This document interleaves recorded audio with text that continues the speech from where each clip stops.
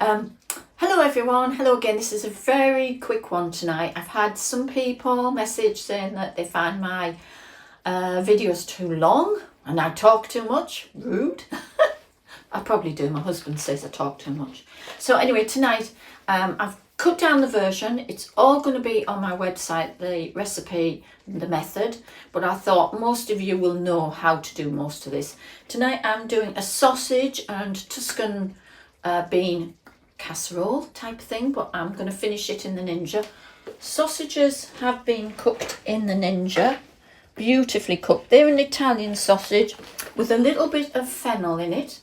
That's what makes it like really Italian-y and Tuscan-y.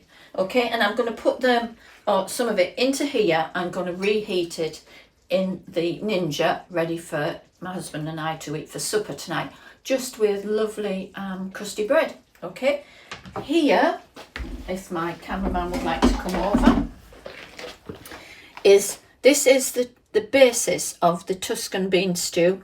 These are white beans. They are butter beans, but in Tuscany they call them the white bean.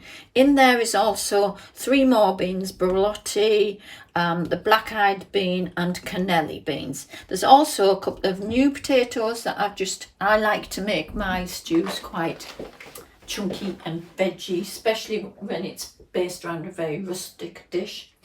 And in that you start it making a basic sofrito, which is celery, carrot, garlic, all chopped very fine. I've got a little bit of red onion in there as well. You gently cook those in a little bit of olive oil, let your onion cook down and your carrot and celery for about 5 to 7 minutes, just on a gentle heat.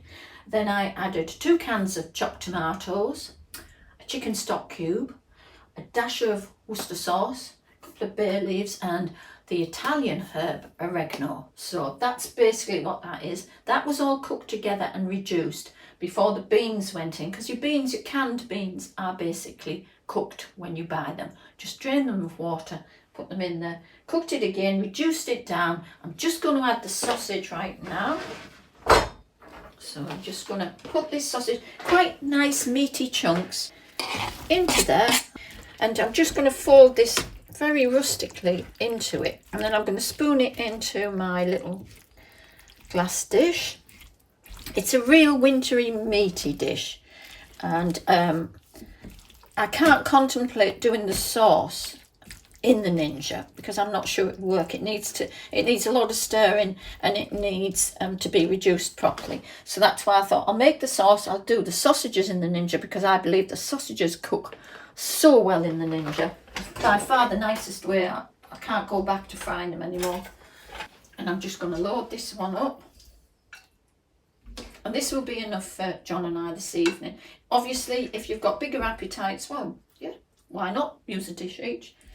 But we're having a little dessert tonight because I do love a dessert. So I think this will be, and like I say, you've got the crusty bread.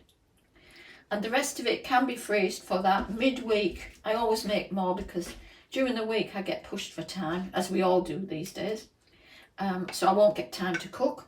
So if I freeze up a couple of those, just come in on a night, bung it in there, again with crusty bread, job done. Into my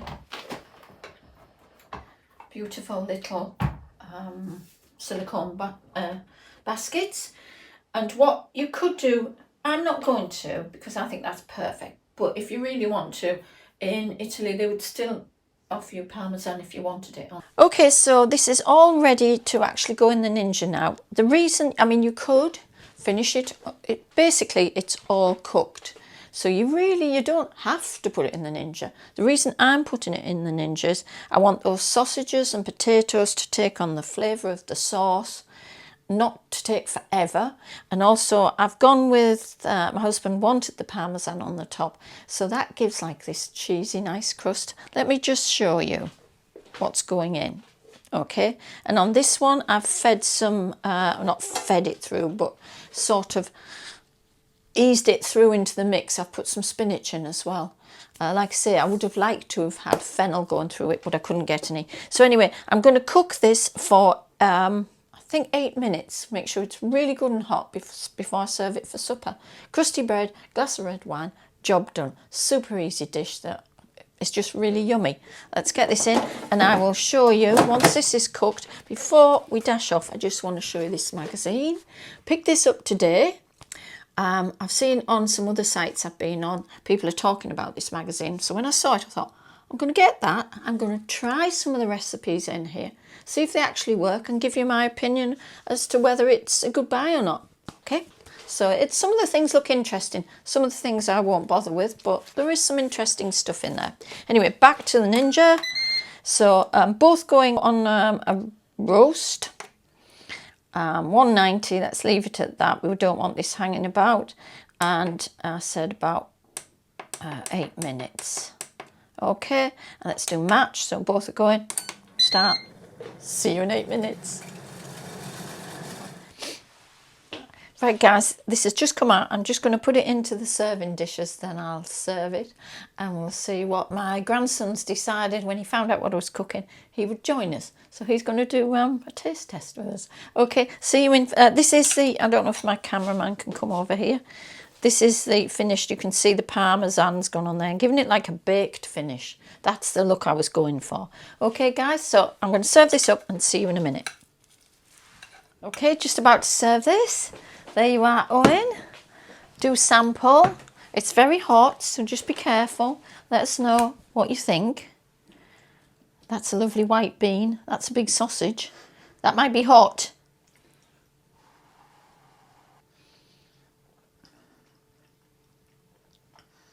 It's got brilliant depth of flavour. Everything actually tastes really nice. I taste the white bean, the sausage cooked perfectly through. You could get a little bit of some flavour in there as well.